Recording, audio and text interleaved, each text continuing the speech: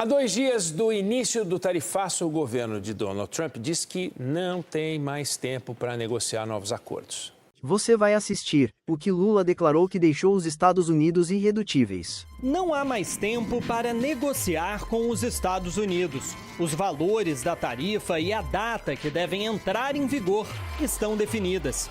These tariff rates are pretty much set. Let me ask you about Brazil. Quem disse foi o representante do comércio dos Estados Unidos, Jameson Greer, em uma entrevista à CBS, parceira da Band. Ele foi questionado sobre o caso específico do Brasil, onde as tarifas parecem ser politicamente motivadas. There's a 40% tariff that the president has chosen to do under the International Emergency Economic Powers Act, like we would do any sanction where we see geopolitical issues. Governo e produtores brasileiros correm contra o tempo para adicionar novos produtos na lista de isenções do imposto, como café. 1/3 dos grãos vendidos nos Estados Unidos tem como origem o Brasil e 7 em cada 10 americanos tomam café diariamente. De olho na crise diplomática, o governo chinês anunciou a liberação de 183 empresas brasileiras para a venda de café no país. A liberação vale pelos próximos 5 anos. Aqui nos Estados Unidos, o tarifaço de Trump já começa a gerar uma nova fonte de receita para os cofres do governo. De abril, quando a taxação foi anunciada, até julho, foram arrecadados mais de 150 bilhões de dólares, quase o dobro do que o último ano fiscal. Dinheiro que ajuda o governo a reduzir o déficit. Mas nem tudo é tão positivo quanto parece. Os anúncios mais recentes da economia colocam em dúvida a promessa de Trump de resgatar os anos dourados do país. Inflação subiu 2,7% nos últimos 12 meses. Emprego, corte de 37 mil vagas na indústria desde o início da guerra tarifária. Criação de postos de trabalho. Das 85 mil vagas esperadas no mês de julho, foram criadas apenas 73 mil. O presidente acusa que as estatísticas foram manipuladas. Trump demitiu na semana passada a responsável pelos números sob a acusação de fraude. Para tentar conter o impacto eleitoral, Trump diz que avalia até distribuir dividendos do dinheiro arrecadado com o tarifaço para americanos de baixa e média renda. Veja o que Lula disse. E é por isso que a discussão de vocês sobre a necessidade, de uma nova moeda de comércio é extremamente importante. É complicado, eu sei. Tem problemas políticos, eu sei. Mas se a gente não encontrar uma nova fórmula, a gente vai terminar o século XXI igual a gente começou o século XX. E isso não será benéfico para a humanidade.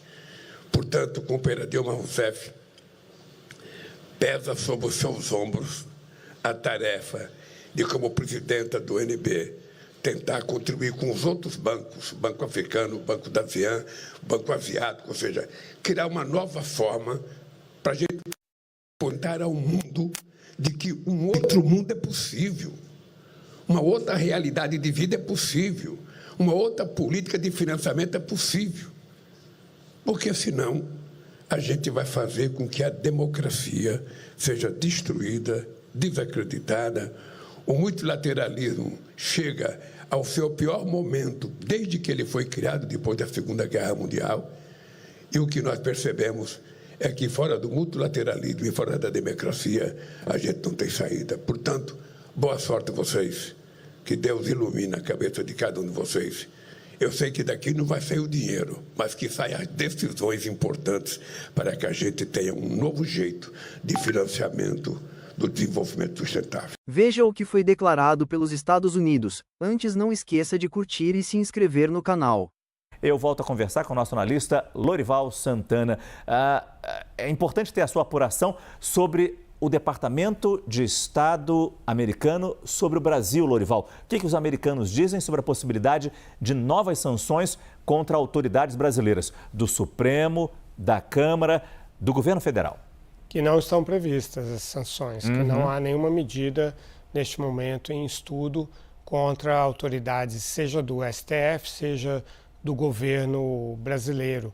Há aquele mapa sobre o qual eu já falei muitas vezes, aquele cardápio, né, a possibilidade de sanções secundárias contra empresas que prestam serviço ao Alexandre de Moraes, ou sanções contra outros ministros do STF, de acordo com o comportamento, a conduta deles, ou com também retirada de visto, por exemplo, de integrantes do Palácio do Planalto. Mas nada disso está sendo engatilhado nesse momento. Até hoje, no Departamento de Estado, não existe essa ideia de fazer algo assim, de acordo com a minha apuração. Da mesma maneira que no escritório do representante de comércio dos Estados Unidos também não há um estudo para aplicar, por exemplo, uma nova tarifa contra o Brasil, a exemplo do que foi feito contra a Índia por causa das importações de produtos russos.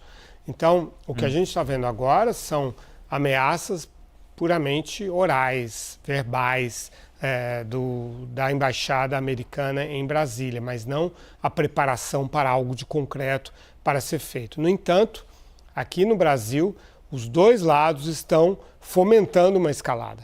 Com o presidente Lula tendo ligado ontem para o primeiro-ministro da Índia, para aproveitar que ele estava ressentido com essa nova tarifa de 25% e falar de uma mobilização dos BRICS para negociar com os Estados Unidos, o que não faz sentido porque o BRICS não é um bloco comercial, não tem tarifas alinhadas, não tem como fazer essa negociação e a China está negociando sozinha e em sigilo com os Estados Unidos. Por outro lado, a apuração da nossa âncora e analista Débora Bergamasco de que o deputado Eduardo Bolsonaro e o jornalista Paulo Figueiredo estão articulando e já teriam até marcado uma reunião com integrantes do governo americano em Washington na quarta-feira, para falar da situação política e jurídica do Brasil. Portanto, do lado do governo e do lado da oposição, articulações para manter esse conflito em escalada. Não é até aqui, nos departamentos do governo americano, não era essa a instrução.